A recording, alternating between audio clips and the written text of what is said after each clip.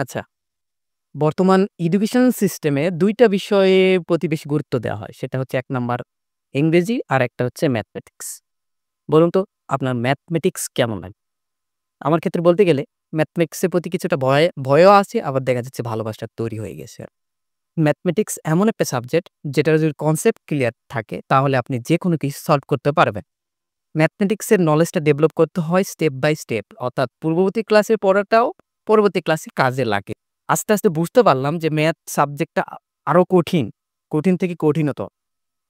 যখন খুব সম্ভবত আমি যখন ক্লাস 9 এ পড়তাম, এই সময়ে একটা সাবজেক্টে ফেল করছিলাম। এটা হচ্ছে এই ম্যাথমেটিক্স। সেটা বিষয় না বাট ওইখান থেকে আমি শিক্ষা নিয়েছিলাম এবং পরবর্তীতে ম্যাথের প্রতি আরো জোর দেয়া শুরু করেছি এবং আল্টিমেটলি ম্যাথের প্রতি একটা ভালোবাসা তৈরি হয়ে গেছিল এবং প্রচুর পরিমাণে প্র্যাকটিস করতাম আরকি। প্রচুর পরিমাণে প্র্যাকটিস করার ফলে ম্যাথের প্রতি দুর্বলতা কাটিয়ে উঠতে পারছি। তো আপনার ক্ষেত্রেও এমনটা হতে পারে যে ম্যাথ দীর্ঘদিন না করার কারণে একটা ম্যাথের প্রতি ফোবিয়া তৈরি হয়েছে। এই ফোবিয়াটা থেকে রোধ করার উপায় হচ্ছে একমাত্র প্র্যাকটিস।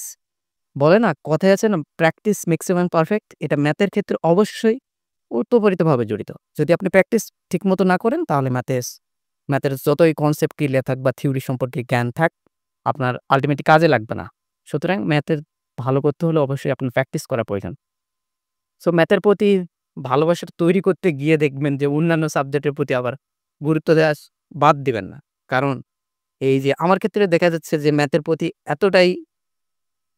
প্রতি খুব বেশি গুরুত্ব দিতে গেছি। দেখা যাচ্ছে ইংলিশে এমন পরিমাণ দুর্বল হয়ে গেছি, হয়তো এটা নিয়ে পরবর্তীতে কোনো ভিডিওতে বলার চেষ্টা করব আরকি। ততক্ষণ পর্যন্ত আল্লাহ হাফেজ।